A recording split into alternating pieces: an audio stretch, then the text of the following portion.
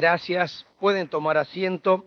Esta noche justamente se presenta el tercer tomo de esta obra que repasa la prolífica y frenética obra de la primera Junta, conducida por su implacable e incansable secretario Mariano Moreno, así como los primeros inconvenientes que debió sortear, las relaciones exteriores con Portugal y Gran Bretaña, la situación en el resto del ex virreinato, así como las amenazas que representaban los baluartes realistas de la banda oriental, del Paraguay, del Alto Perú, las constantes tensiones con Montevideo y el conflicto armado con esa ciudad que culminó con el bloqueo al puerto de Buenos Aires y el bombardeo a la ciudad. A continuación, el poeta Horacio Gallo va a recitar el poema que Fray Cayetano Rodríguez escribió en memoria de Mariano Moreno, que se publicó en La Lira Argentina, primera colección de poemas y cantos patrióticos.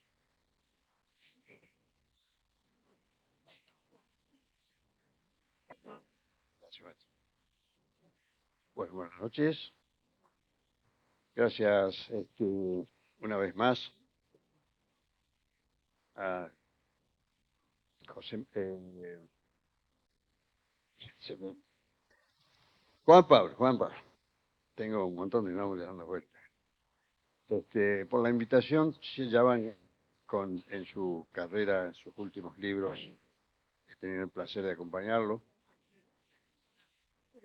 con la poesía. El trabajo es escribir poesía histórica, pero en este caso vamos a leer uno de los primeros poemas dedicados a Mariano Moreno, de Fray Cayetano Rodríguez, en sus primeros, al poco tiempo de haberse convertido en mártir.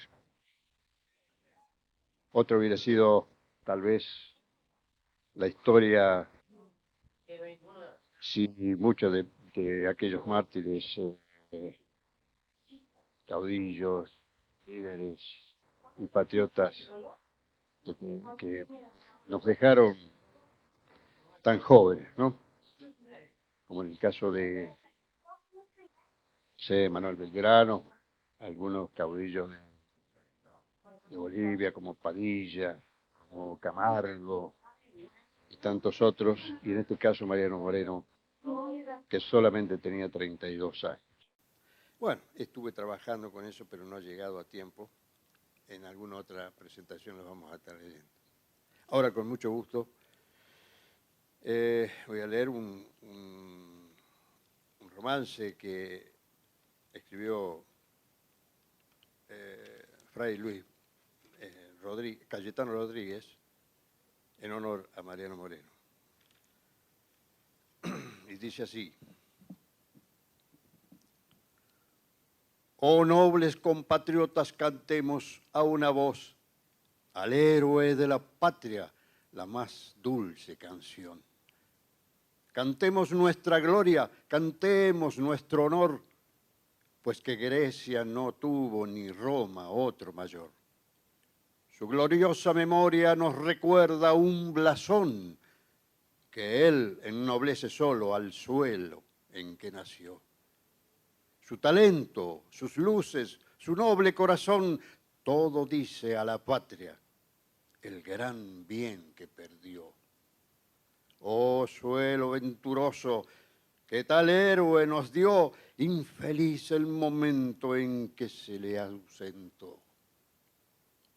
Enjugue nuestro llanto, saber que nos dejó en su valiente pluma notas de su valor. Su nombre reproduce los fastos del honor, así jamás se escucha sin nueva admiración. Envidia nuestra suerte toda culta nación, pues no ve enriquecido con tal precioso don. Oh joven siempre invicto, a quien nunca insultó con sus alves tiros la negra emulación. Oh joven generoso, imagen de valor, envidia del talento, norma de la razón. Oh joven nunca visto, en cuyo corazón el vergonzoso miedo jamás se aposentó. oh joven ilustrado, con numen superior que aún hoy despide rayos, su rara ilustración.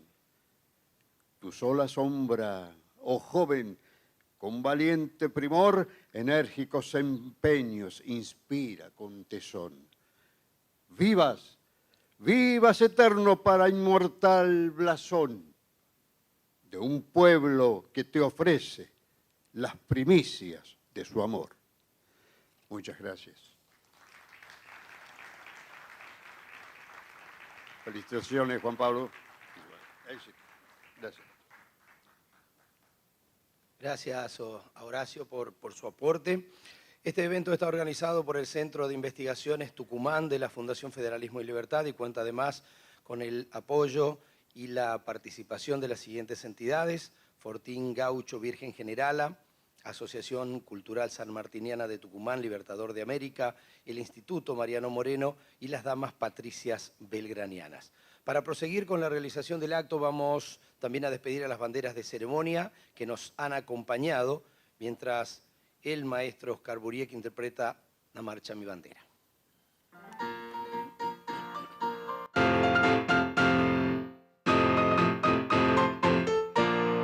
Gracias, maestro.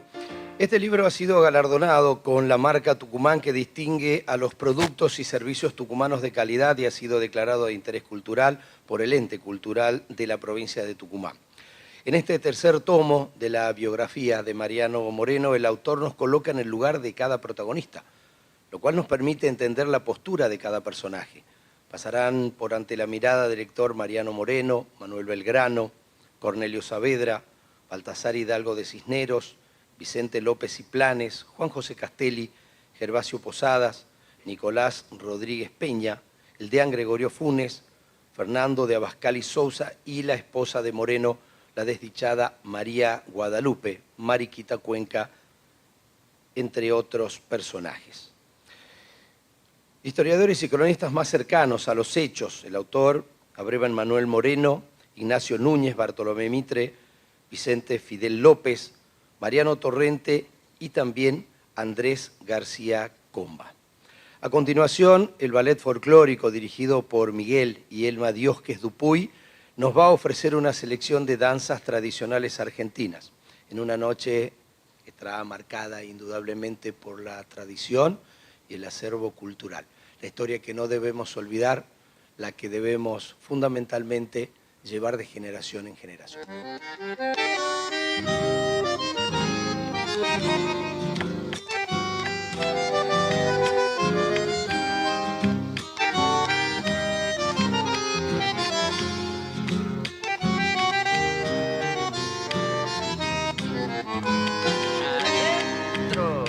Me han dicho que has vuelto al pago después de una larga ausencia.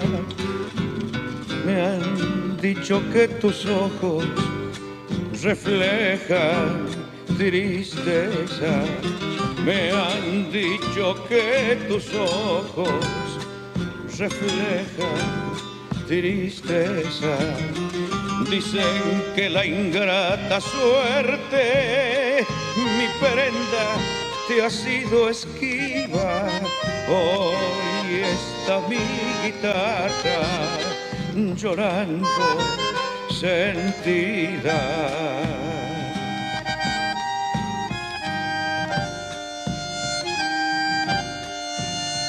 Al otro lado. Pero no importa, esta noche la mensajera es mi samba. Llegaré hasta tu rancho cantando vidalas. Llegaré hasta tu rancho cantando vidalas.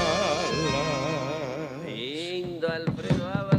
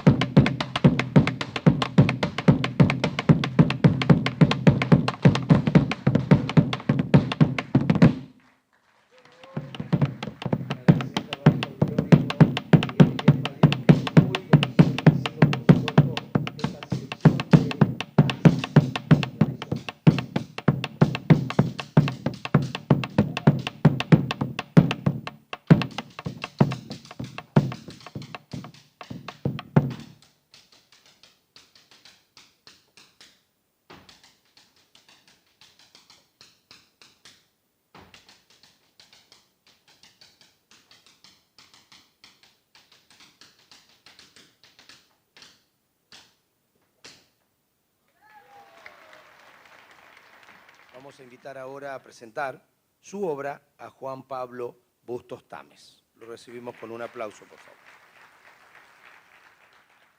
Muchas gracias, Marcelo. Muchas gracias a todos ustedes por haber concurrido a este acto, a esta presentación.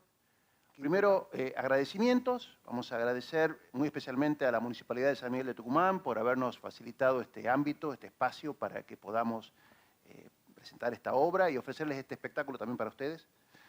Queremos agradecerle también por supuesto, a la Fundación Federalismo y Libertad, que es la que ha posibilitado y organizado todo este acto. Al Fortín Gaucho Virgen Generala, amigos de siempre, que están permanentemente presentes con nosotros, acompañándolos en todo momento. La Asociación Cultural Sanmartiniana de Tucumán, Libertador de América, el Instituto Mariano Moreno, las Damas Patricias Belgranianas, también la Agrupación Belgraniana 27 de Octubre, lo estaba Lorenzo también con su gente por allí.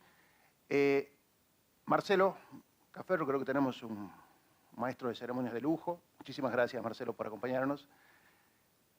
Ramón Poliche, uno de los mejores tenores de Tucumán, que nos ha deleitado con su interpretación del himno nacional. Cinta del Carril, a quien vamos a escuchar dentro de un instante. El maestro Buriek, Oscar, siempre está con nosotros, acompañándoles con su arte, con su piano. El poeta Horacio Gallo, gracias por haber recitado esta obra, que fue el primer poema que se conoce escrito en homenaje a Mariano Moreno y fue estrenado esta noche. No se conoce que se haya sido recitado anteriormente, así que ustedes han tenido una primicia. Fue escrito en 1812 y hoy recién ha sido recitado en público para que ustedes lo conozcan. El ballet folclórico de Emma y Miguel Diosques Dupuy, que han estado acá con nosotros, con este arte, con su danza. Creo que han tenido una participación extraordinaria. Muchas gracias, Miguel, muchas gracias, Elma, por todo, y al pequeño, sobre todo, que se ha destacado con su malambo.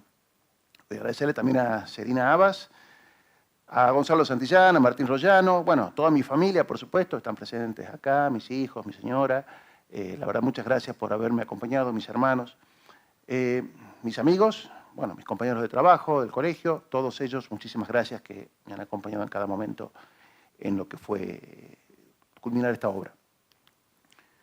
Este libro ha sido galardonado ha sido declarado de interés cultural por el Ente Cultural de Tucumán, esta es la resolución. Ha sido también obtenido el sello de distinción, la marca Tucumán, que destaca a los productos tucumanos de calidad nacional e internacional. Y básicamente, tratando de hacer lo menos spoil posible, voy a contarles un poquitito de qué es lo que trata este libro.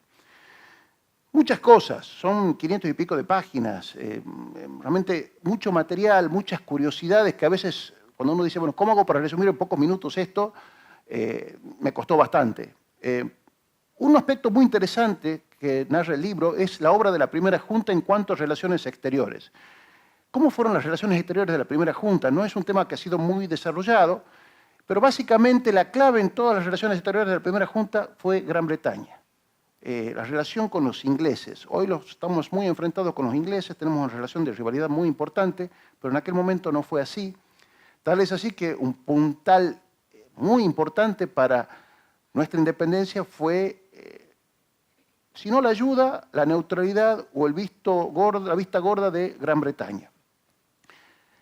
Gran Bretaña desde 1808, al año siguiente de la segunda invasión inglesa, se empezó a acercar porque ya España pasaba de ser enemiga a ser aliada de Inglaterra contra Francia a raíz de la invasión napoleónica a España en 1808. Entonces España y Gran Bretaña pasan a ser aliados y medio que empiezan a llegar ya ingleses a nuestras costas, pero ya no como invasores, sino como a merodear, como amigos, a ver qué onda por acá.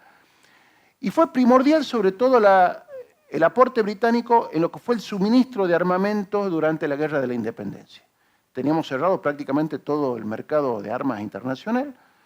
Las armas que se conseguían eran o norteamericanas básicamente o inglesas. Con Francia imposible, estaba todo cortado. De España ni hablemos y paremos de contar. La participación británica fue estratégica para frenar a Portugal y apaciguar a los realistas. Este señor que tenemos acá, este retrato, es de Sir Percy Clinton Sidney Smithy, el sexto vizconde de Strangford, conocido como Lord Strangford. Fue el embajador británico en la corte portuguesa de Río de Janeiro. Es quizás el funcionario británico más cercano que tuvimos y el más amigo en esa época. Este señor irlandés era embajador británico en la corte de Portugal. Portugal siempre apeteció todo lo que era el Río de la Plata. No nos olvidemos que Montevideo fue fundada por los portugueses, Colonia del Sacramento también. Ellos querían tener todo lo que es la ribera oriental del Río de la Plata y del Uruguay. Bueno, con el tema de la Revolución de Mayo fue un asunto muy interesante, importante para Portugal para poner pie acá, y la intervención de Lord Strangford frenó un poco esas ambiciones portuguesas y también frenó un poco el afán español de querer que Inglaterra tomara postura contra las colonias, contra Buenos Aires, contra la Revolución de Mayo. Porque, bueno, el argumento era muy sencillo. España era aliado de Gran Bretaña contra Francia. Buenos Aires era una ciudad insurgente contra España, contra un aliado. Por lo tanto, Inglaterra como aliada tenía que apoyar a España contra Buenos Aires. En ese tema es donde se encuentra, y hay que entender la trama británica en este contexto. Voy a leer brevemente esta carta muy importante en la cual Lord Strangford le dirige a la primera junta, y fíjense el tenor de la misma, ¿no? Me ha sido sumamente satisfactorio el imponerme de la moderación con que esa dignísima junta se ha conducido. Esto fue al poco tiempo que se instaló la primera junta. Fue una revolución, la Revolución de Mayo, sin sangre. No hubo violencia, no hubo escándalo, se lo cambió al virrey, se puso una junta, y eso le pareció muy interesante a Strangford que se haya conducido de esa manera. Me tomo la confianza de aconsejar que alejen y que eviten hasta la menor apariencia de relación alguna con los franceses. Francia era el enemigo común de Gran Bretaña y de España. Y le decía a la Junta, ustedes con los franceses no se junten, porque si se llegan a juntar con los franceses no cuenten con nosotros. Porque en ese particular son muy celosas las cortes aliadas. Tengo la satisfacción de poder garantir las intenciones pacíficas de esta corte, la portuguesa, la de Río de Janeiro, con la que yo he tenido conferencias. Pueden descansar seguros de que no serán molestados de modo alguno siempre que la conducta de esa capital, de Buenos Aires, sea consecuente y se conserve a nombre del señor don Fernando VII. ¿Qué le está diciendo acá Strangford a la Junta? No se les ocurra cometer ninguna locura. Ustedes siguen siendo leales a Fernando VII. Métanselo en la cabeza, porque de esa manera nosotros podemos apoyarlo a ustedes, porque no están en contra de Fernando VII, nuestro aliado. Si ustedes quieren llegar a hacer un esbozo de independencia o algo por el estilo, ahí nosotros no podemos hacer nada. Eso es básicamente lo que le está diciendo Lord Strangford. Con mi corte prometo a vuestras señorías que practicaré los oficios más análogos con el respeto y consideración con que los comunico. Individualmente me siento animado de los más vivos sentimientos de serles útil y ofrezco a vuestras señorías mi sincera amistad. Eso firmó Lord Strangford más o menos en julio a agosto de 1810.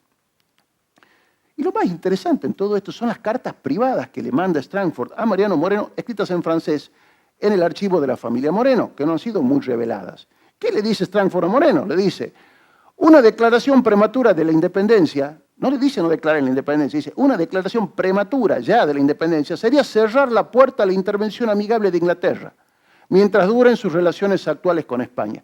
Y esta carta explica, básicamente, por qué no se declaró la independencia el 25 de mayo. ¿Por qué hubo que esperar hasta el 9 de julio de 1816?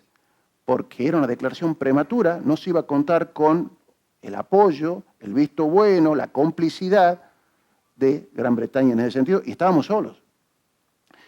¿Qué podría hacer Inglaterra para sostener abiertamente a Montevideo contra Buenos Aires o a Buenos Aires contra Montevideo cuando uno y otro sostienen ser la causa de Fernando VII?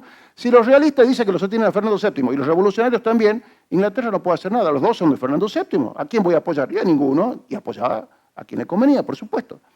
Os digo con toda sinceridad que los últimos y otra carta posterior, habrá sido aproximadamente en octubre de 1810, le dice él también a Mariano Moreno, muy enojado.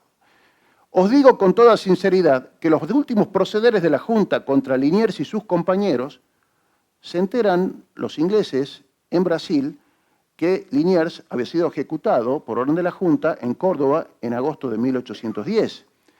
Y hay que tener en cuenta lo siguiente, a pesar de que Liniers los había vencido a los ingleses, era enemigo de los ingleses y francés, a los ingleses no le cayó nada bien, no les cayó simpático de que la Junta haya ejecutado a los líderes realistas, sobre todo un héroe como Liniers. Esto es un poco la caballerosidad típica británica, ¿no? Poco conformes con el espíritu de moderación que dictaba vuestras primeras medidas, que han dado motivos para vociferar en su contra y presentarlos como agitados de un espíritu que ciertamente no es el que dirige vuestra conducta. Espero que perdonaréis esta franqueza. Les dice, esto me complica las cosas. ¿Qué les digo yo a los realistas que dicen que ustedes son unos fanáticos, son robespierreanos, son jacobinos? Bueno, esa confianza le transmite Lord Strangford a Mariano Moreno. Y después, ¿cómo sigue toda la relación entre ambos? Bueno, lo tenemos también desarrollado en el libro. Con respecto a las relaciones exteriores, Matías de Irigoyen, ahí, para los radicales, ahí recién aparecen, primera vez que aparece un Irigoyen en nuestra historia, 1810, pariente del que fue luego presidente, por supuesto, ¿no? Nada más que se escribía de otra manera. Fue el primer embajador patrio a Londres. Y llama la atención a los contemporáneos de la época, ¿por qué lo mandaron? ¿Qué méritos tenía? Ninguno. ¿Sabía inglés? No. Apenas paloteaba algo de francés. ¿Y cuál es el mérito que tenía? Había votado a favor de la destitución del virrey en el Cabildo Abierto el 22 de mayo, nada más. Y por eso lo mandaron de embajador a Gran Bretaña. Pero lo mandaron escondido. Lo mandaron diciendo que iba a España en realidad a explicar cuál era el sentido de la Revolución de Mayo, pero en realidad lo mandaban a Londres a comprar armas, porque sabía que se armaba acá el lío. Era alférez de navío y nada más. Por eso fue que después tuvieron que mandarlo a Mariano Moreno para poner a un político de fuste como para compensar el envío de esta persona que no estaba muy formada. Los realistas de Montevideo a cada momento intentaban buscar, los marinos realistas de Montevideo, la intervención portuguesa. Es decir, que desde Portugal, los portugueses intervinieron en la banda oriental a favor de ellos contra Buenos Aires. Y eso a los morenos les llamaba mucho la atención, tanto a Mariano como a Manuel. ¿Cómo puede ser? Hemos pasado 300 años peleando contra los portugueses para sacarlos de acá, y ellos lo quieren traer. No tiene sentido. O sea, los traidores son los realistas de Montevideo. La infanta Carlota Joaquina era la esposa del príncipe regente de Portugal, don Juan. La reina de Portugal era la reina María, una reina anciana, estaba demente, la reina loca, les decían, y el que en realidad cumplía las funciones y gobernaba era el regente, es decir, el futuro rey Juan de Portugal, el hijo de la reina María, la reina loca. Y bueno, estaba casada con Carlota Joaquina, hermana de Fernando VII, y ella, como decía, bueno, allá en España están presos todos mis parientes, la única que quedó libre soy yo tengo derecho a gobernar en el Río de la Plata. Y tenía muchas ambiciones en ese sentido, que también las describimos en el trabajo. Enclaves realistas en la época. Bueno, la Junta tuvo que enfrentarse en ese momento a Montevideo, realista, Córdoba, por supuesto, eso lo tratamos en el segundo tomo, el Paraguay, el Alto Perú, Chile y Lima, el Perú. Estaba rodeada prácticamente. El petitorio del 25 de mayo, por el cual asume la primera Junta, exigía el envío de una expedición de 500 hombres dentro de 15 días. Esa era una de las imposiciones que le puso el pueblo a la primera Junta. Tiene que salir una expedición en 15 días de 500 hombres. No salió dentro de los 15 días y tampoco fueron 500 hombres. Este tal el espíritu de felicidad y de alegría que tenían los jóvenes en Buenos Aires, que en la época algunos empezaron a soñar un poquito, ¿no? Y decían, bueno, a ver, viajemos al Perú, decían, vamos disfrazados por mar, o sea, querían dar la vuelta por todo el Cabo de Hornos, llegar a Perú, entrar disfrazados a Lima y promover ahí una revolución de mayo distinta. O sea, ya pensaban y leídaban y pensaban cualquier cosa. Los más sensatos, por supuesto, se reían de estas ocurrencias de estos jóvenes que simpatizaban con el morenismo, por supuesto. ¿Qué decía Cisneros en todo ese contexto? Me obligaron a circular un oficio por la Junta en que con arte y disimulo exhorté solamente a los pueblos a la tranquilidad y a la unión, no a la fidelidad a la Junta, como quería la Junta, dándoles a entender mi situación. O sea, Cisneros, desde que fue apartado del poder, se dio cuenta que esto iba para la independencia y trató de operar, siempre con artilugios como para obstruir el paso de la revolución. Y cuenta, enojado, ¿no? Le cuenta una carta a la regencia de Cádiz. La Junta ha ejercido actos de verdadera soberanía. ¿Qué están locos esta gente? Solo reservados a la suprema potestad, decía Cisneros. Dio a su presidente, y esto es muy importante para lo que va a venir enseguida, don Cornelio Saavedra el tratamiento de excelencia, que era el tratamiento que tenía el virrey, dejándole el negocio de todos los honores del virrey. Es decir, se enojaba Cisneros en esta carta, que es mucho más extensa, decía, lo veo pasar con el carruaje que usaba yo, tiene la misma escolta mía.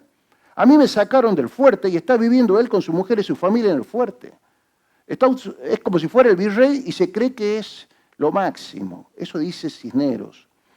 Bueno, la expedición que tendría que haber salido a los 15 días, que era de 500 hombres que dijimos recién, en realidad fueron 1050 efectivos y salió después de 2 meses. ¿Por qué se demoró tanto? Bueno, es un tema interesante también que lo tratamos en este libro. Hablamos también de Montevideo, uno de los enclaves realistas. En el segundo tomo hablamos de Córdoba, ahora hablamos de Montevideo. Lo tenían enfrente. Los marinos de Montevideo, camaradas de Cisneros, era general de Marina, de la Armada, de la Real Armada Española. La trama que hicieron para escaparse de Buenos Aires, meterse en Montevideo y organizar desde Montevideo la contrarrevolución, que a los patriotas les llevó 4 años para vencer a Montevideo. Recién se terminó tomando a Montevideo en 1814, el cual fue muy importante. ¿Cómo hizo Cisneros para mandar en secreto a un secretario privado suyo para levantarlos a los marinos en Montevideo?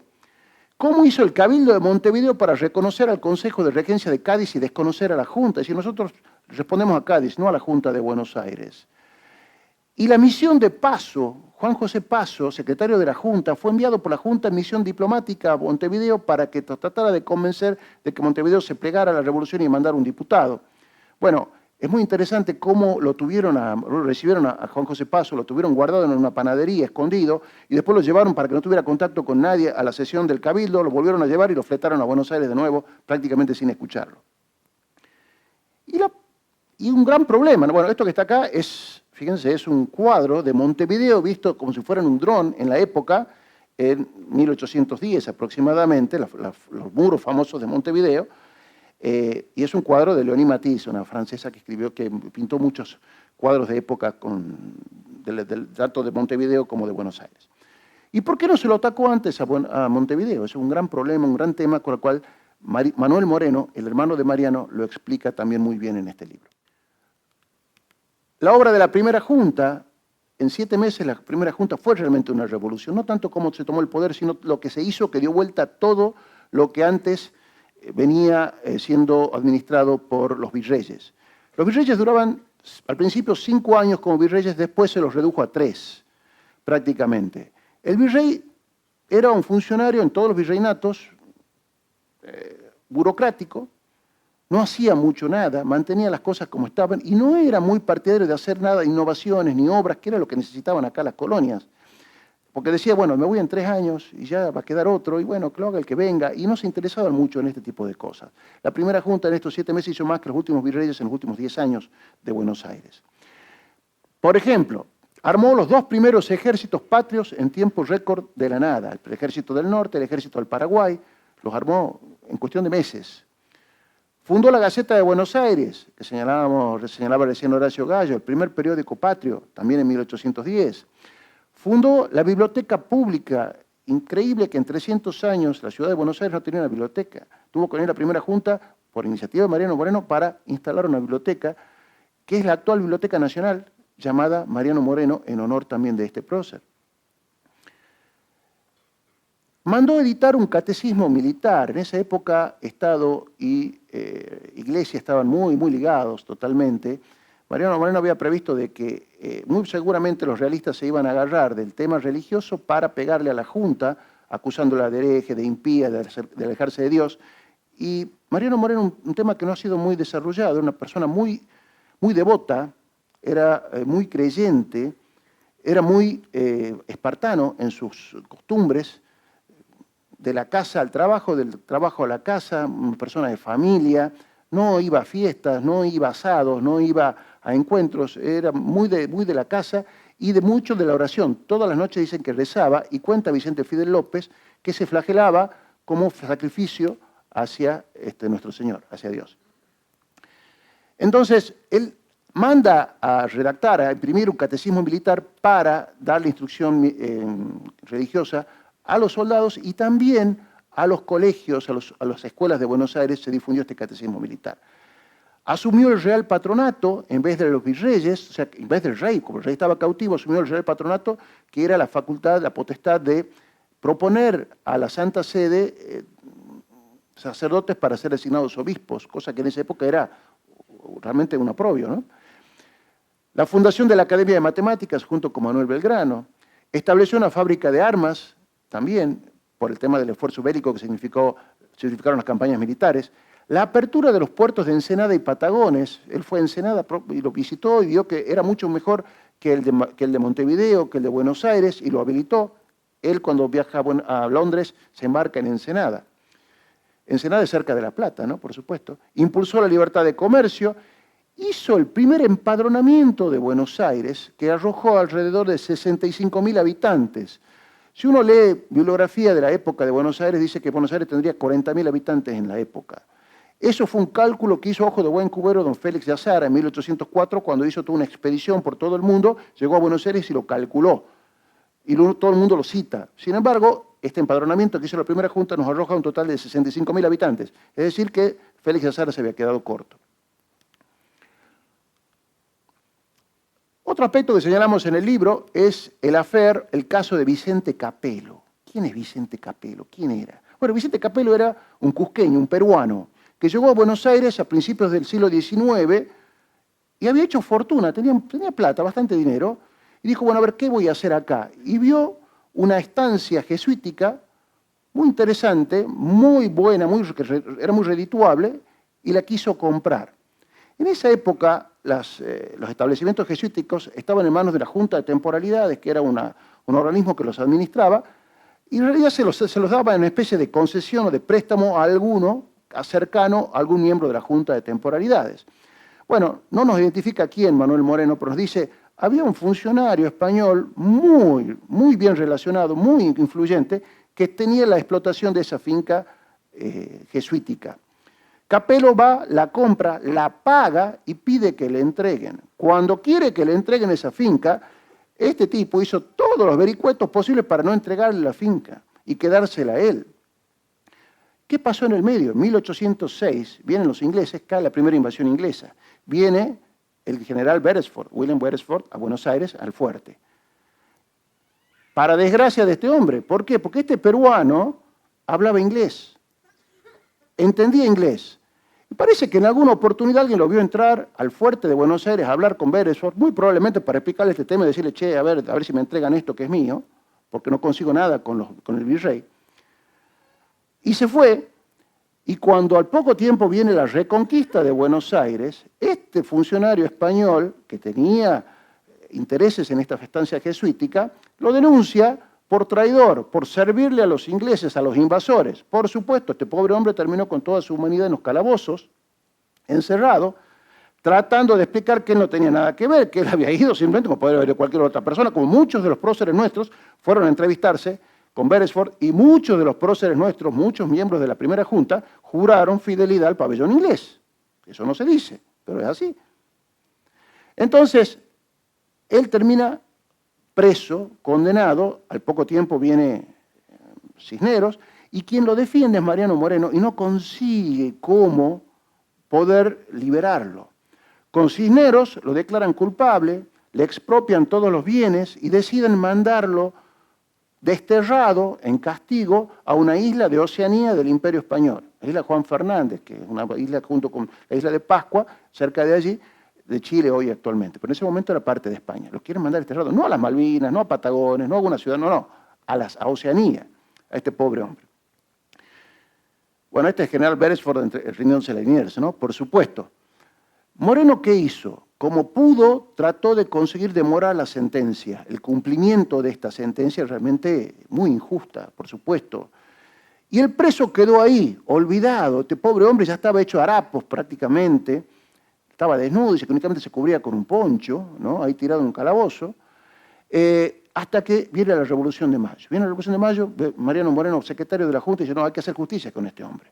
Decide liberarlo, entonces la Junta revocó la sentencia, lo liberó y le devolvió los bienes. Dice que cuando le fueron a abrir la puerta del calabozo, lo encontraron a este pobre Vicente Capelo, casi desnudo, envuelto en un poncho y casi comido por todos los bichos ahí en el calabozo. Bueno, Fue un acto de justicia que hizo Mariano Moreno con este capelo, con este cusqueño. El otro, que acá el ingeniero Medina le gusta mucho este tema, el cura José Antonio de Medina, el cura tucumano, era primo de Bernardo de Monteagudo, había nacido acá, había ido a Charcas a estudiar, se había formado en la universidad, un cura formado, ¿verdad? Tucumano, primo de Monteagudo, fue profesor de Moreno en la Academia Carolina en Charcas, ¿no? Fue testigo del casamiento de Mariano Moreno, allá en Charcas, cuando Mariano Moreno se casa, este cura. No es este que está acá, no se han conservado los retratos del cura Medina. Y cuando estalla la revolución, recién habló Horacio Gallo de la revolución de Chuquisaca en 1809, al poco tiempo estalla la revolución en La Paz, y en La Paz se instala una junta tuitiva, una especie de primera junta alto peruana, paseña, y este cura fue vocal de esa junta tuitiva. ¿Qué pasó? Cisneros se encargó de, como bien lo explicaba Horacio, de sofocar el movimiento de Chuquisaca, y el virrey del Perú, por medio de Goyeneche, que era un general realista peruano, se encarga de sofocar el movimiento de La Paz. La sofocación del movimiento de Chuquisaca fue más o menos pacífico, a todos los responsables los metieron presos, en La Paz los ejecutaron a todos los miembros de la Junta Tuitiva. Goyeneche no se andaba con medias tintas. Este es Murillo, es el presidente de la Junta Tuitiva de La Paz, que fue colgado, y hay un famoso cuadro donde está subiendo al patíbulo, Murillo, y bueno, el cura Medina era compañero de Murillo, no está en la misma junta, y se salvó de que terminara en el patíbulo porque Goyeneche, cuando lo iba a condenar, dice, no, bueno, este es cura, y bueno, por eso se salva. Dice, lo degradan del estado sacerdotal, el obispo de La Paz lo degrada, y lo condena a muerte Goyeneche, está la sentencia en el libro de todo este proceso que se le sigue al cura Medina, y manda la sentencia para que sea ratificada por el virrey Cisneros, para que él diga qué se va a hacer al final con el cura Medina. ¿Me da el ok para que lo ajusticiemos o no? Y le manda a Cisneros este pliego para que ratifique, para que ponga el cúmplase en la sentencia. Cuando llega a Buenos Aires la sentencia, Cisneros no tuvo ningún problema, sí, cúmplase, ejecútenlo, no hay ningún problema, y mandan el chasqui para el Alto Perú. ¿Qué ocurre acá? Al poco tiempo viene la Revolución de Mayo, a los días prácticamente, 1 o 2 días más. Entonces, sabiendo Mariano Moreno que estaba yendo un chasqui a toda velocidad hacia La Paz con la instrucción de que se lo ejecute el cura Medina, lo agarra a Cisneros y de alguna manera lo aprieta y le hace firmar un indulto. Y que lo hace firmar a Cisneros como virrey todavía, a pesar de que Cisneros ya había sido sustituido por la primera junta. Entonces, consigue que Cisneros le firme el indulto, debe haber habido un cambio de favores seguramente ahí, y sale otro chasqui volando detrás del otro con el indulto por detrás. Dicen que cuando el segundo chasqui estaba llegando a La Paz prácticamente, el cura estaba en capilla listo para que lo estén por ejecutar. A los pocos días llega la noticia de la Revolución de Mayo. Por supuesto, lo estaban buscando al cura de vuelta para ejecutarlo, porque se dieron cuenta de que Cisneros, bajo presión, había firmado este indulto. El cura, ayudado por algunos amigos, consigue escaparse a Chile, porque sabía que lo estaban buscando, como para salvar de esta condena a muerte. Con el tiempo, este cura después volvió a Tucumán y fue representante por Tucumán en el Congreso General Constituyente de 1826, que sancionó la Constitución del 26. Y se le conoce, es muy conocido por todos los alegatos que daba este cura a favor de la libertad en ese Congreso. Y bueno, evidentemente estuvo muy al borde de la muerte. Salvó la vida gracias a Mariano Moreno. Otro aspecto muy interesante que lo mencionaba también Marcelo, el plan de operaciones. El plan de operaciones, muy discutido, es un tema realmente que han corrido sangre de ríos de tinta hablando sobre el plan de operaciones. El plan de operaciones es un legajo compuesto por 6 documentos que señalan que Mariano Moreno fue el responsable de redactar un plan secreto que tenían que cumplir todos los jefes revolucionarios a rajatabla siguiendo este plan. Mariano Torrente es un historiador español, realista, el historiador oficial de Fernando VII. En 1830 es el primero que menciona sobre este plan de operaciones. Dice que lo halló por casualidad y lo atribuye a Mariano Moreno. Y dice Torrente, se estremece el alma al considerar los atroces y bárbaros atentados. Fíjense cómo escribía don Torrente, ¿no? La I latina en vez de la I griega. Algunas cláusulas del plan de operaciones. Ningún otro delito debe castigarse sino el de infidencia y rebelión contra los sagrados derechos de nuestra causa. Todo lo demás debe disimularse, decía este plan de operaciones. Con los descontentos debe observarse una conducta cruel y sanguinaria. La menor especie debe ser castigada. En juicios y asuntos particulares debe preferirse siempre al patriota para aprisionar más su voluntad. Es decir, con los nuestros, todo. Al enemigo, ni justicia, como decía alguien también después, ¿no? Los descontentos deben castigarse con pena capital. Mejor si son sujetos de talentos, riqueza, carácter y opinión. Bueno, esto que está acá es una copia de ese plan de operaciones. Deben ser decapitados los gobernantes, funcionarios y jefes realistas capturados, dice el plan. Decapitados. Todas las propiedades de los que han seguido el partido contrario serán confiscadas. Es decir, toda una serie así de cláusulas muy rigurosas para aplicar contra el enemigo. Esta es una impresión de ese plan de operaciones, ¿no? Por supuesto. Lo que llama la atención a este plan, en primer lugar, aparece en España, traído de los pelos, lo encuentra de casualidad Torrente. Acá no hay ningún tipo de referencia, nadie dice nada. En 20 años, desde 1810 a 1830, que nadie diga nada de algo que se haya mantenido tan así, es poco raro. Hay muchas referencias, a la banda oriental, al Brasil y a Portugal. Esto fue hecho en julio de 1810. En julio de 1810, la banda oriental, Brasil y Portugal eran segunda prioridad. La primera prioridad era Córdoba y el Alto Perú. El Ejército del Norte no va a la banda oriental, va a Córdoba y al Alto Perú. Y esa era la preocupación principal. No hay ninguna referencia a Córdoba, no hay ninguna referencia a Liniers, no hay ninguna referencia al Alto Perú ni al virrey Abascal.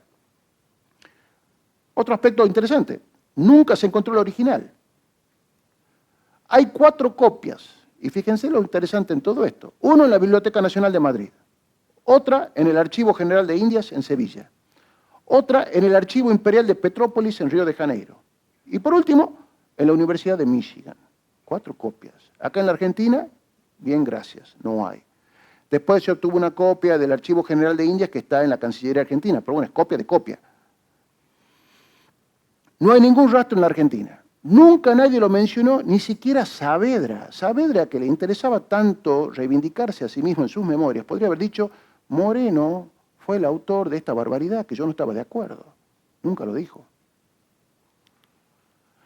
Es raro que surja de la nada en Europa a 20 años de los hechos y lo mencione Torrente por primera vez. Manuel Moreno no dice nada en 1812 cuando hace la primera biografía de su hermano. Bueno, supongamos que en 1812 era muy fresquito, estaba todo, bueno, era secreto.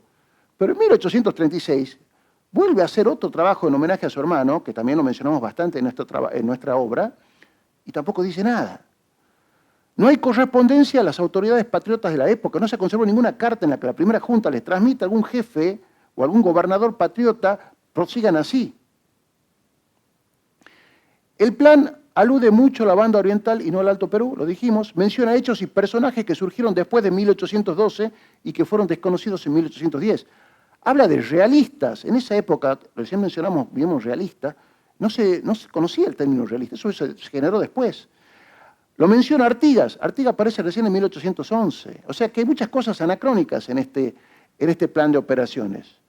Su autenticidad es comúnmente sostenido por la izquierda, por supuesto, los partidos de izquierda sostienen que, bueno, Mariano Moreno es revolucionario, esto es típico de la izquierda, y sostienen la autenticidad y sostienen que esto es atribuible a Mariano Moreno. Recientemente se ha descubierto, a pesar de una discusión muy importante en la historia de esto, que el plan de operaciones es un plagio, es una traducción de una novela francesa de la Revolución Francesa que tomaba todo lo que hacían los revolucionarios franceses, lo tradujo al castellano y lo puso como si fuera de la Junta. Así que, bueno, eso también está tratado en nuestro libro con todos los argumentos por los cuales el plan de operaciones no tiene ningún tipo de verosimilitud. La Gaceta de Buenos Aires. Rara temporum felicitate ubi sentire qua velis et qua sentias dicere licet. Rara felicidad de los tiempos en los que el pensar de lo que quieras y decir lo que piensas está permitido. Una frase de Tácito que con la cual encabezaba la Gaceta de Buenos Aires en todas sus ediciones, está ahí puesta, y esta es la primera edición de la Gaceta de Buenos Aires que salió el 7 de junio de 1810. Es decir, 25 de mayo fue la Revolución de Mayo, 2 semanas después ya estaba saliendo el primer periódico patrio, que tenemos ahí el primer ejemplar, ¿no? Salía 2 veces por semana, había frecuentes tiradas extraordinarias cuando justificaba un hecho novedoso, bueno, salía una tirada extraordinaria, pero básicamente era 2 veces por semana.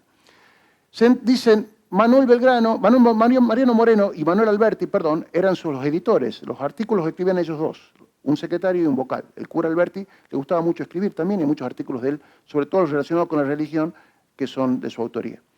Se entregaban 200 ejemplares al gobierno para distribuirlos en las provincias, en forma gratuita, y el primer número salió el jueves 7 de junio de 1810 como Tribuna de los hombres ilustrados que sostengan y dirijan el patriotismo y la fidelidad. Era como lo había dedicado Mariano Moreno. Este diario tuvo tanta influencia en la mentalidad de la época, en la opinión pública, que los realistas de Montevideo decían que la Gaceta sola era capaz de consumar la revolución y producir la independencia. Y lo peor es que no se equivocaron. La pelea, Mariano Moreno con Cornelio Saavedra. ¿Por qué se pelearon? ¿Cuál es la diferencia entre ambos? Bueno, diferencias de edades, personalidades, formación, orígenes. En este libro recorremos las personas que los conocieron a uno y al otro, qué decían de uno y qué decían del otro, tratando de ver las razones de cada uno, ¿no?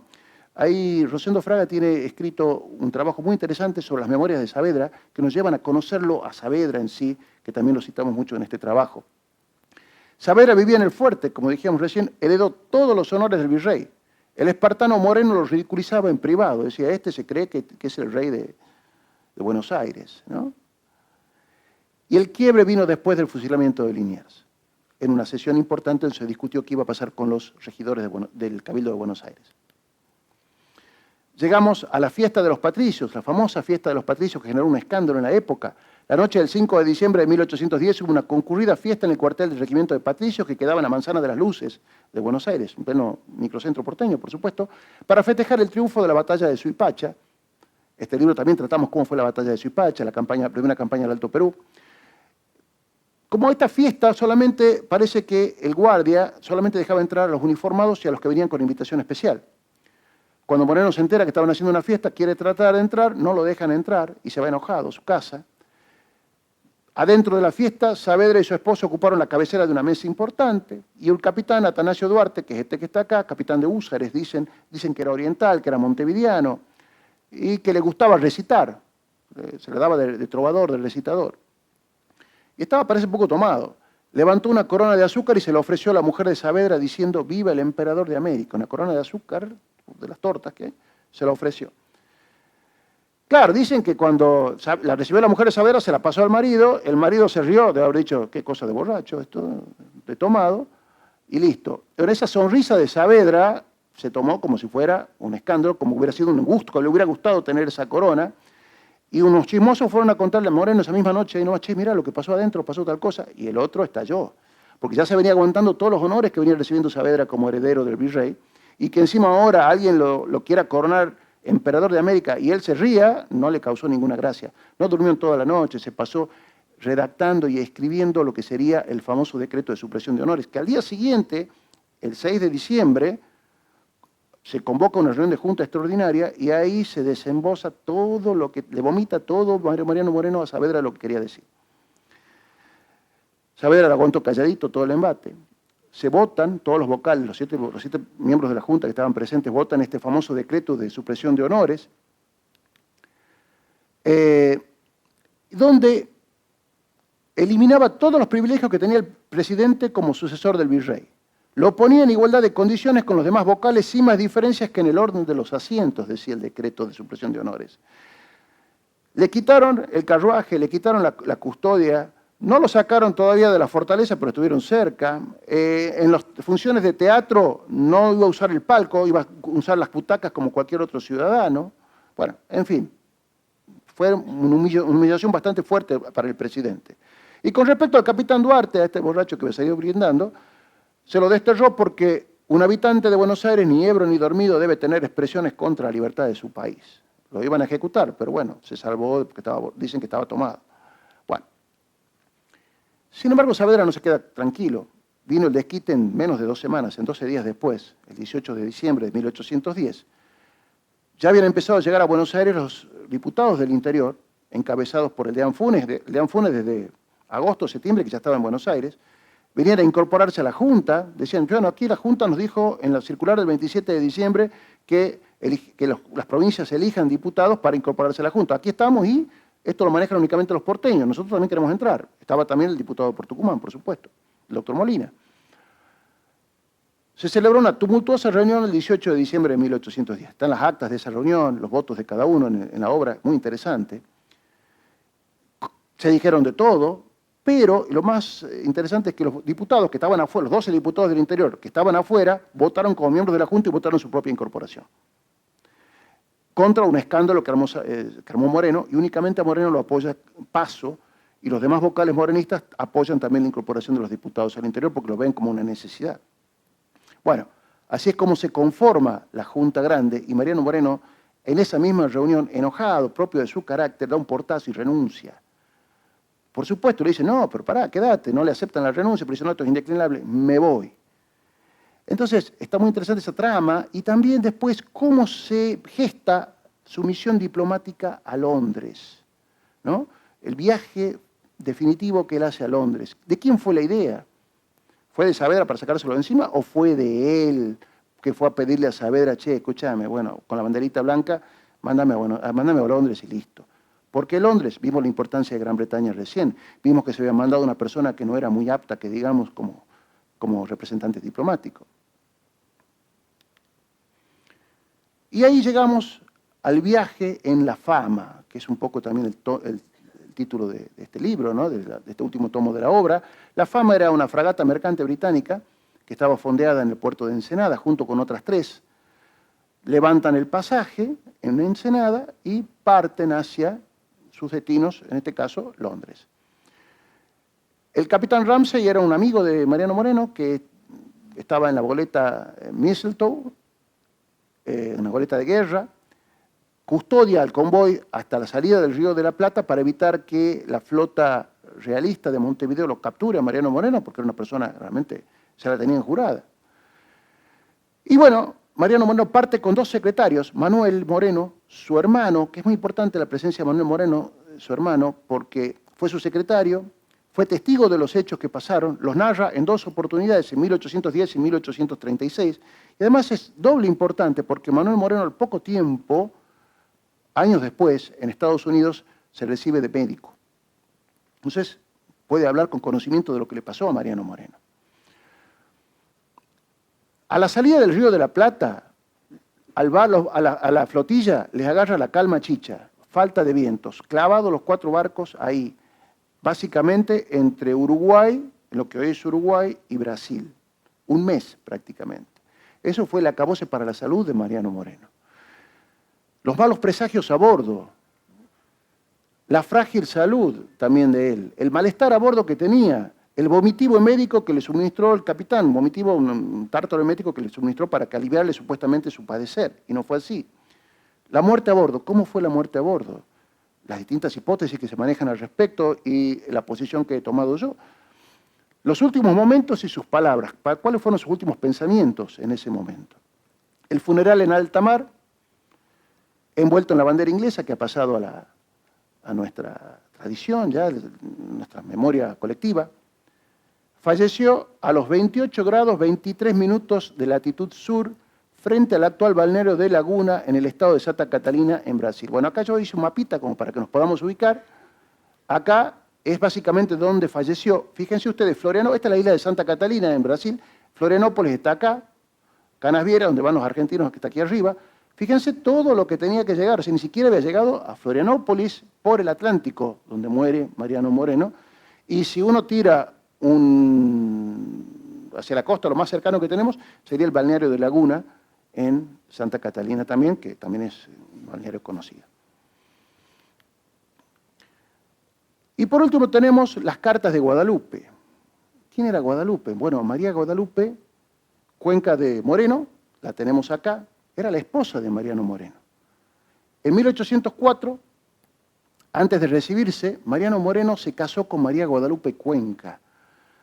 Dicen que la vio esta imagen en un escaparate, en una tienda, y y se enamoró de la imagen y empezó a buscar quién era, hasta que llegó a dar con ella, una niña de 13 años en aquel momento, 14 cuando se casa con él, huérfana, estaba internada en un colegio, en un establecimiento de monjas, hija de una viuda, y después de noviar poco tiempo se casaron. En esa época era común casarse con chicas de esa edad, ¿no? Hoy por día uno no lo vería bien, pero bueno, la mujer de San Martín también tenía una edad muy corta. Se casaron en secreto para no enfadar a los padres de Mariano. ¿Por qué? Porque los padres de Mariano tenían la expectativa de que Mariano Moreno sea sacerdote. Tenía todas las condiciones y lo habían mandado para que vaya a estudiar en la universidad y se reciba de sacerdote universitario, de doctor, de la iglesia. Primero, los defraudó de dos formas a sus padres. Primero, se casó con esta chica y segundo, no siguió los estudios religiosos, sino que sí recibió de abogado. ¿Y cómo hizo él para después convencerlo a los padres de que, en esa época los padres tenían mucho poder sobre los hijos, de que los había desobedecido? Bueno, y ahí es donde lo manda a Fray Cayetano Rodríguez, el mismo que le escribe esta oda, este romance en homenaje a Mariano Moreno. Fray Cayetano Rodríguez había sido un poco el mentor de Mariano Moreno, el profesor en el colegio de Mariano Moreno, lo quería mucho, le había flanqueado el acceso del establecimiento franciscano en Buenos Aires a Mariano Moreno, la biblioteca de los franciscanos. Está el pupitre en el templo, en el convento franciscano, hasta el día de hoy, el pupitre donde estudiaba Mariano Moreno, que Fray Cayetano Rodríguez le había permitido acceder. Y Mariano Moreno le escribe a Fray Cayetano y le dice, che, bueno, mire, Fray, me enamoré, me casé, me recibí de abogado, ¿cómo hacemos con mi familia, con mis padres? ¿Cómo le digo ahora yo esto? ¿Con qué cara? Y Fray Cayetano le dijo, quédate tranquilo, yo me encargo. Y él fue el que manejó el tema con los padres, como para facilitarle el tema y allanarle el camino. Tal es así que al poco tiempo, cuando llega Mariano Moreno a Buenos Aires con su mujer a cuesta y su hijo Marianito, bueno, no hubo mayores inconvenientes familiares en 1805. Mariano la deja a Guadalupe, a su familia, junto con Marianito, vivían en la casa junto con su madre, con sus hermanas, es decir, en la casa paterna, ¿no? Por supuesto, cuando partió a bordo de la Fama a principios de 1811. Y acá también ponemos, muy interesante lo que ponemos en el libro, que durante su viaje, María Guadalupe le escribe a Mariano Moreno 11 cartas, que nunca llegaron a su destino, porque evidentemente él murió en alta mar, ¿no? Las cartas son muy emotivas, muy interesantes, por cómo María Guadalupe, Mariquita, le va contando a Mariano Moreno cosas de la vida, de lo que le pasan en su casa, con los vecinos, novedades que le pasan con Fray Cayetano y demás. Pero me gustaría compartir algunas de esas cartas con ustedes. No sé si les parece bien, ¿sí? Bueno, por favor. Día y noche en él. ¿Cómo le estará yendo? Si realmente me ama. Le voy a escribir unas cartas, así él sepa cómo está su hijo, cómo está su madre y cómo estoy yo, la más importante.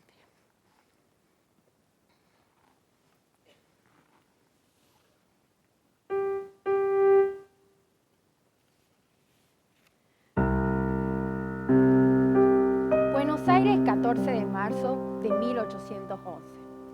Mi querido y estimado dueño de mi corazón, me alegraré que lo pases bien y que al recibo de esta estés ya en tu gran casa, con comodidad, y que Dios te dé acierto en tus empresas. Tu hijo y toda tu familia quedan buenos. Pero yo con mucha tristeza y dolor en las costillas, que no se me quita y cada vez va a más. Estoy en cura. Me asiste Argerich. Se me aumentan mis males al verme sin vos y de pensar morirme. Sin verte y sin tu amable compañía, todo me fastidia, todo me pone triste. La broma de Micaela me pone de mal humor, porque tengo el corazón más para llorar que para reír. Y así, mi querido Moreno, si no te perjudicas, procura venirte lo más pronto que puedas, o si no, hacerme llevar, porque sin vos yo no puedo vivir. La casa me parece sin gente. No tengo gusto para nada de considerar que estés enfermo o triste sin tener tu mujer y tu hijo que te consuelen. O quizás habrá encontrado alguna inglesa que ocupe mi lugar. hagas eso, Moreno. Cuando te tiente alguna inglesa, acordate que tenés una mujer fiel a quien ofendes después de Dios. No te enojes de que te caliente la cabeza con mis cartas. No dejes escribirme en cuanto barco salga y avisarme de todo. Ya basta de guardar secretos para tu mujer. Fray Cayetano no te escribe porque anda muy ocupado. Y te cuento, lo han hecho provincial. El cuarto está sin alquilar hace un mes. La negra grande está hecho un monstruo. Desempeine en la cara. No hay quien la compre. El negro va bien. La negra chica siempre perversa. No la vendo todavía de miedo a que me toque otra peor. Nuestro hijo sigue en la escuela. Siempre flaquito. Te reza al levantarse y al acostarse. Y me dice, mi madre, todo lo que rezo en la escuela lo ofrezco para mi padre. Trae expresiones a Manuel y que te cuide. Reciban los dos muchas expresiones de tu madre, tus hermanas, Marianito y la Marcela y toda la familia. Y haz lo que tu madre te dice del cumplimiento de iglesia y Dios. Que te den muchos años de vida y salud para el consuelo, amparo y bien de esta. Tu desconsolada esposa, María Guadalupe Moreno. Postdata. La otra noche dejaron en la puerta de casa un paquete sellado con mi nombre. Contenía un velo negro, un abanico de luto y un billete anónimo que decía: mi estimada señora, como sé que va usted a ser viuda, me tomo la confianza de remitir estos artículos, que pronto corresponderán a su estado. Yo me quedé petrificada y llena de temor. La letra no estaba disfrazada, más no se pudo averiguar quién escribía.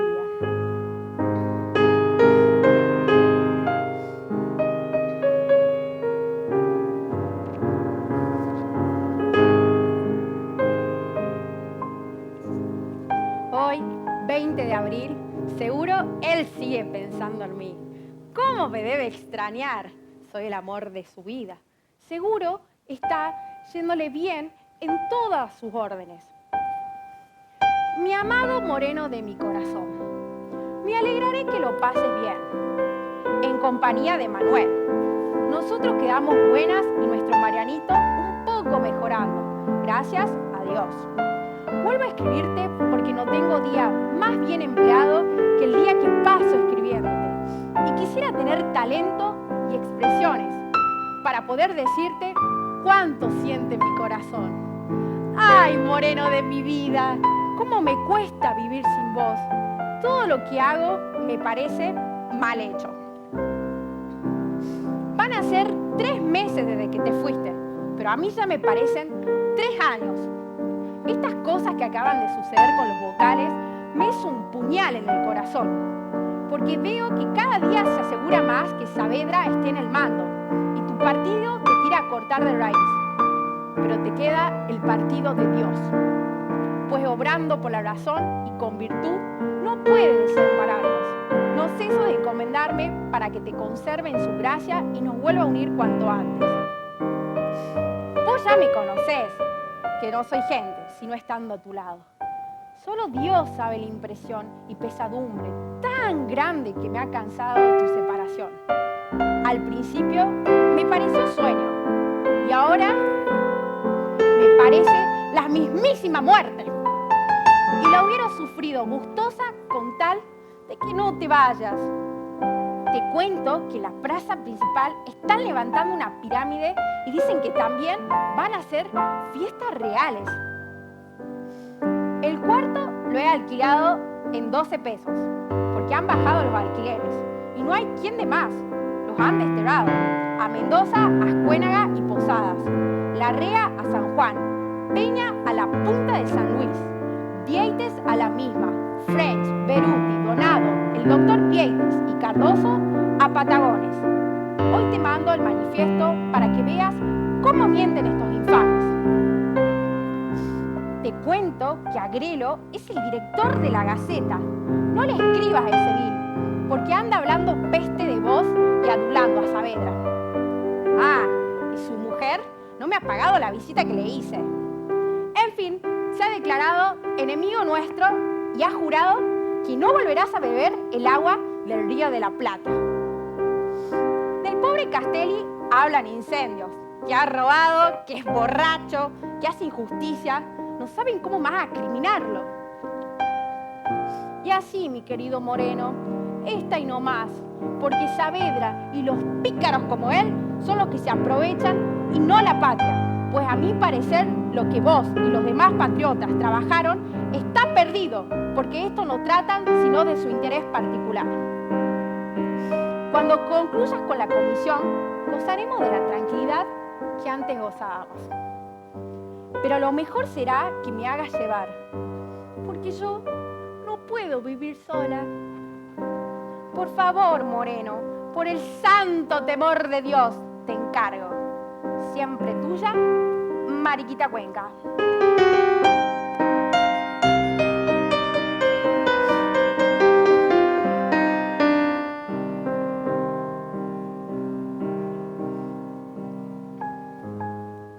Hoy, en Buenos Aires, 1 de mayo de 1811, seguro me sigue pensando, ¿cómo no voy a volver a escribirle al amor de mi vida?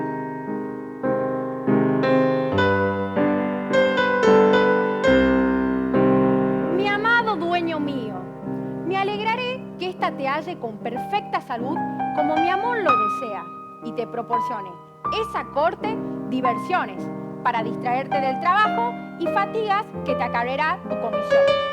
Tu madre, yo, tu hijo, hermanos y demás familias quedamos buenas. A Dios, gracias. Acá preguntan si te oyeron hablar contra la Junta y si eras contrario del gobierno. ¿Has visto, Moreno, hasta dónde llega el rencor de estos malvados? Ya que no pueden hacerte ningún daño en tu persona, lo harán con los bienes, pero no sacarán nada. Tu amigo es reo y perseguido como tal, sin más delito que ser tu amigo. Dicen que tu partido se ha de cortar de raíz. A Fray Cayetano me parece que le quieren quitar el provincialato. Y Dios quiera que no sea más. No te olvides de tu Mariquita. Dedícale siquiera 1 hora al día para acordarte de ella y para corresponder las lágrimas y desvelo que tiene por vos. Recibe memoria de tu madre, tu hijo y hermanas. Adiós, mi amado Moreno de mi alma, tu mujer que te ama más que a sí misma y verte desea. María Guadalupe Moreno. Postdata. Te prevengo que no mandes cartas, sino bajo mi cubierta o de algún inglés conocido tuyo para que las entreguen en sus manos. Y no las pillen estos indignos, porque si hoy están libres, mañana están presos. Adiós, mi querido Moreno. Memorias a Manuel de parte de todos.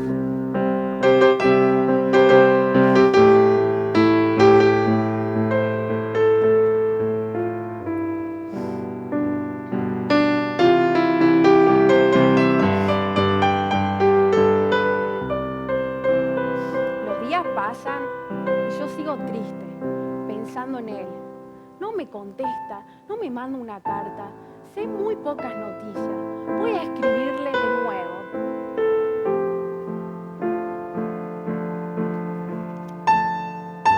Sabes que después de Dios no hay quien hable por nosotros. Todos desterrados. A Pérez no podía hacer algo por nosotros. No lo pueden ver y se ha escapado de que los destierren con los vocales. Anduvieron voces que Fray Cayetano salía desterrado. El día 15 de este mes me mandaron llamar tus tías para darme noticias tuyas, porque entró un barco y el capitán dijo que el 20 de marzo se encontró con la Fama, a 8 grados de la línea al norte. Contó que habían tenido una calma de 30 días y le encargaste que si encontraba algún barco diera noticia de que ibas bueno, de lo que me alegro infinito. Pero siento con la incomodidad que habrás tenido un viaje tan largo y la escasez de ropa y comida que habrás sufrido. Avísame si es verdad todo lo que me han dicho. Nuestro Marianito se acuerda mucho de vos. Un día se puso muy retirado de la escuela. Te manda muchas memorias y dice que no ve la hora de abrazarte y besarte. Reciban vos y Manuel memorias de tu madre, hermana, abuela, tía y Marcela. Y no te olvides de mí. Dios nos dé vida para que nos veamos cuanto antes. Adiós, mi amado Moreno, tu mujer que te adora. Ay, creo que es alguien en la puerta.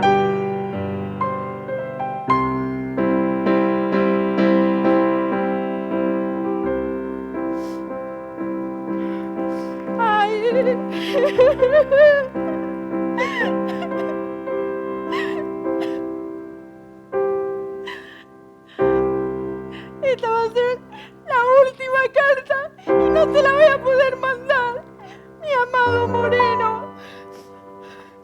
Hoy, 29 de agosto de 1811, me acaban de avisar que nunca más te volveré a ver.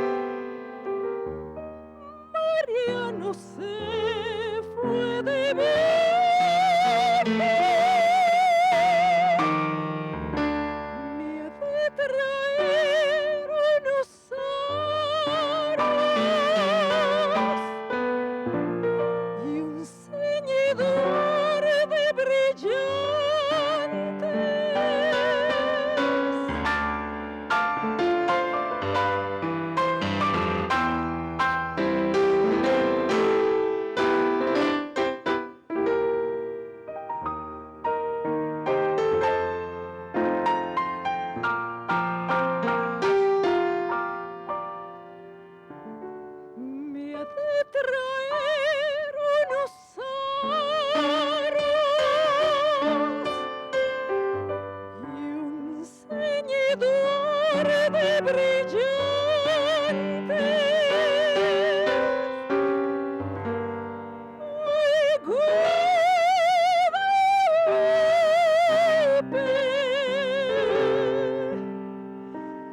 Las cartas tuyas se han vuelto nubes.